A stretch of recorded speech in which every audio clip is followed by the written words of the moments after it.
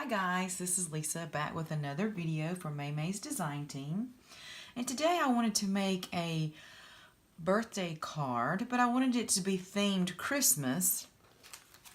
I love this stamp set that May came out with a couple of months ago called the Christmas Insta Wreath. There's a really cool sentiment here that says Happy Birthday Jesus. I thought that would be a really neat thing to try and make a card with. So I'm going to be using this paper pack that I used in the past from May, Be Merry and Bright. I had a lot of paper strips left over, and I thought this would be the perfect thing to use that with to make a bunch of candles and put them on a card. So I'll go through the steps with you, what I have done. I wanted to make an easel card, so I made one candle that's a little long and thinner, so that's going to hold up my easel, and I made a bunch of candles. I'm going to be using the stamps as Happy Birthday Jesus and some VersaFine ink. And my candles are cut with strips of paper I had left over from another project, like this one. Anywhere from 2 to 2.5 inches wide, and they're all 3 inches long. And I'll show you how I made the candles. Whatever side I wanted to show, like the stripe, I put a piece of tape on the edge of the opposite side so I could roll them up and just roll them right into that tape.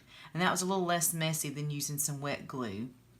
So we'll go through that process now, and we'll make a candle. I'll just move this out of the way for now. Just move them right up there. Okay.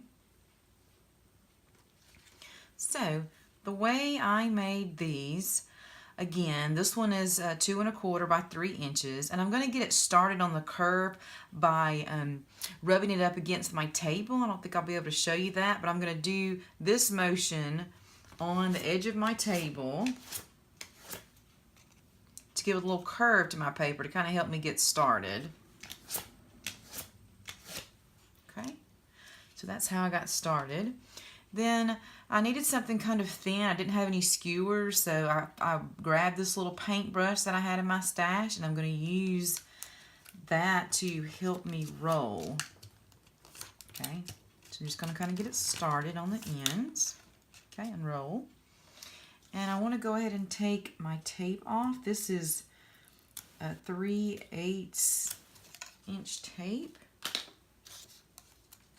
And I found this to be the easiest way to hold the ends together instead of liquid glue. So if you have any tape, this would be great for that. Even though art glitter glue would work, I did try that first. So once I get about here, I just start rolling. It rolled right into that tape, so that's going to hold it. Okay. And then just like when I was playing with Play-Doh as a little kid, I just kind of want to try to get that evened out to be a circle.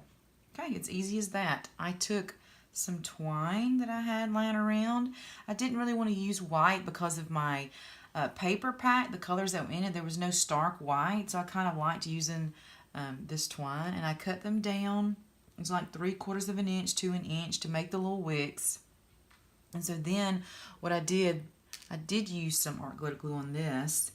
I started, you could see the seam is right here. I'm going to go on the opposite side of the seam and put art glitter glue in the center.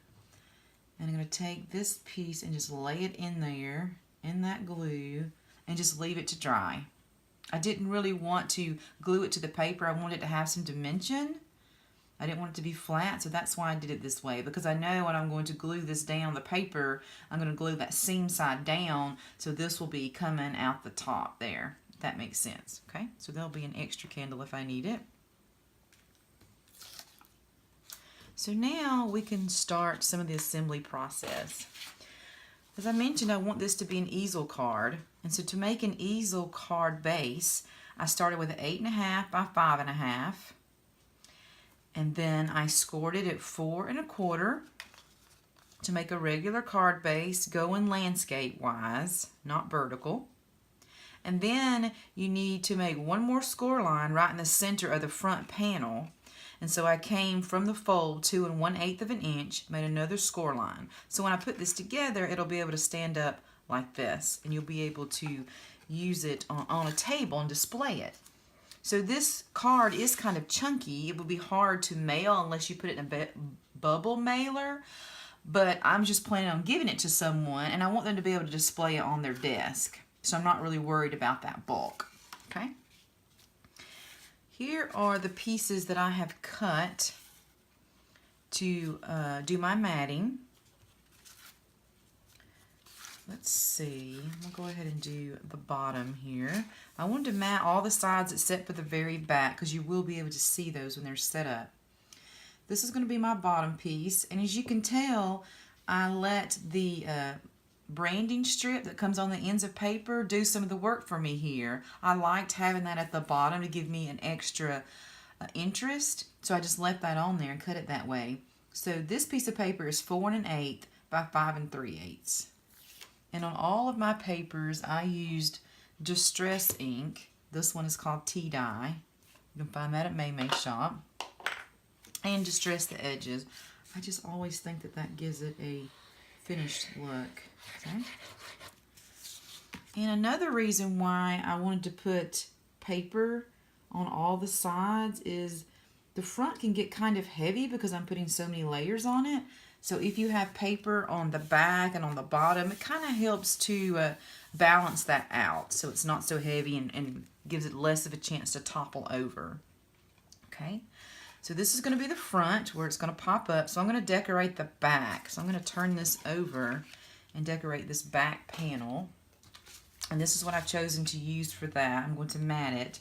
And the bottom piece is 2 by 5 3/8, and then the piece on the top will be 1 3/4 by 5.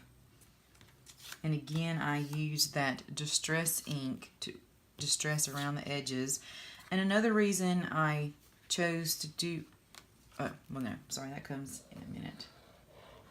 1 second. And this says Merry Christmas on the back. So when I cut this down, I was able to use the front and the back of the same pieces of paper to give me that matted look.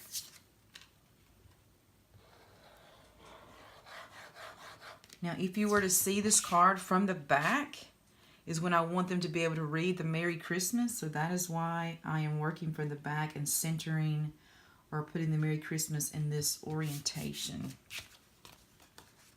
Just like that. So if you were to see the card from the back when it's sitting on the desk, you'll see something, still see something pretty that says Merry Christmas, where this piece is going to be the front that stands out. Okay.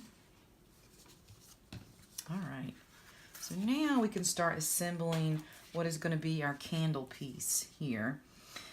This is the front. So this is 4 1/8 by 5 3/8.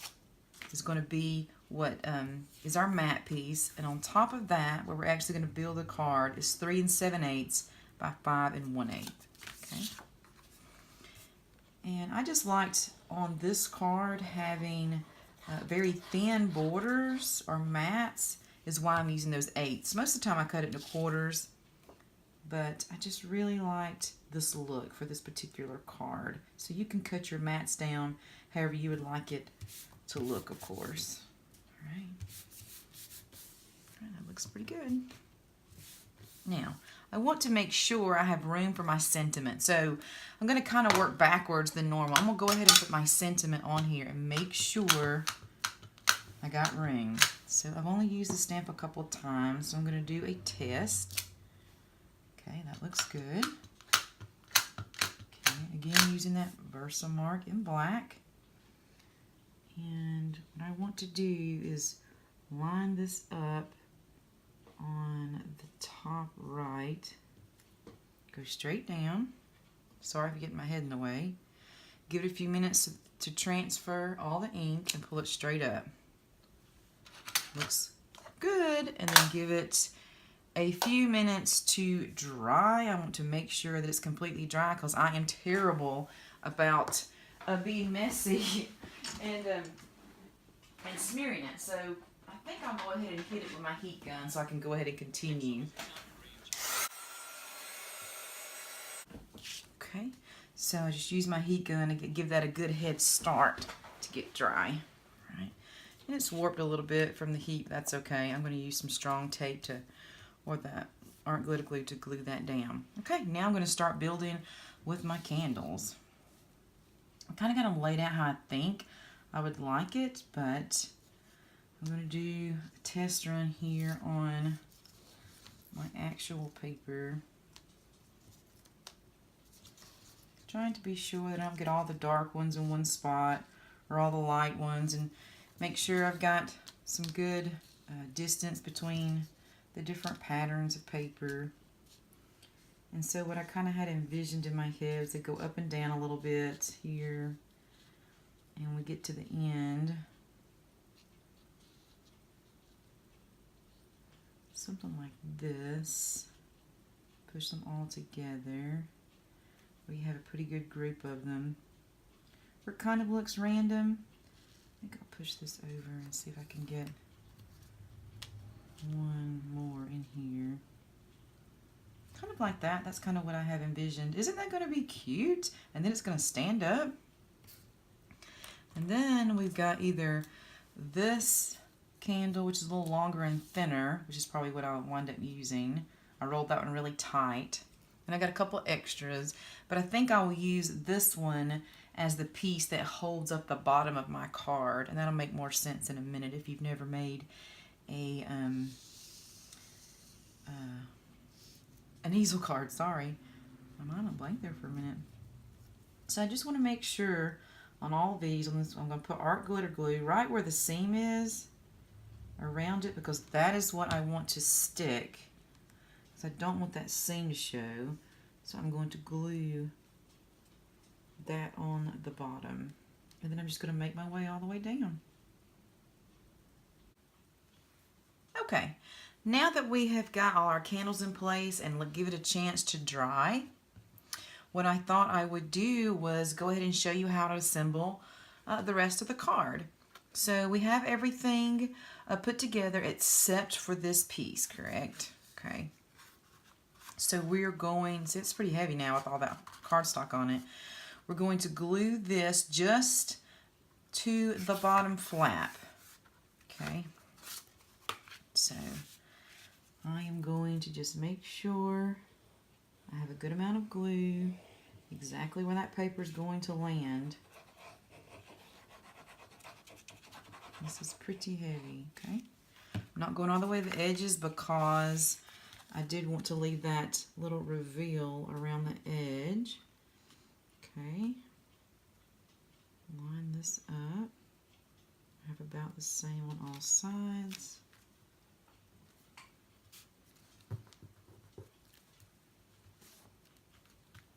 Okay. Give that just a second to dry. So now when the card is shut, it looks like this. When the recipient opens it, it's going to be able to stand up like this on their desk. Okay, and so the way it's going to stand up is because we're going to have a candle right here. This extra candle I talked about is going to be glued here, and that is going to keep it in place. So let's see about where I would like it, and I may put, I had a couple extra candles. I may put 2 candles or even 3. I like this purple in this one because it's got purple there. So I think this would be good, and we'll see what I think about that second or third one. So I'm going to go ahead and mark this. I like this about right there. Okay. The same thing here with this candle I've been doing. Put glue all down the seam on both sides. Lay that down right where it matches up. So if you notice when I was putting them down, this is a trick crafters like to use. You use their acrylic block, and it will sit right on top of your project when you're trying to glue something together. It'll just give just enough pressure to keep that in place and hold it. It's kind of like having a second pair of hands. And for this, I just put that extra candle there to balance it out because it is a circular item. So let's see. Art glitter glue dries really fast. That is a big plus. Okay. That looks good.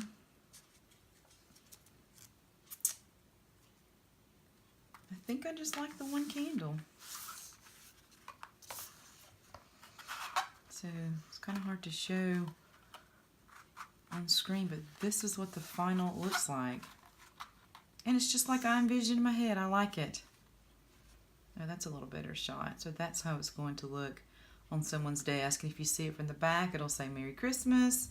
And see on the back of this paper, it's actually got some ornamentation. I might come in and put a strip there. But I like it. I hope you guys have enjoyed this easel card that says Happy Birthday, Jesus. Thank you guys, and hope to see you in the next video. If you enjoyed this, please like the video and go and subscribe to my channel. Thanks, guys.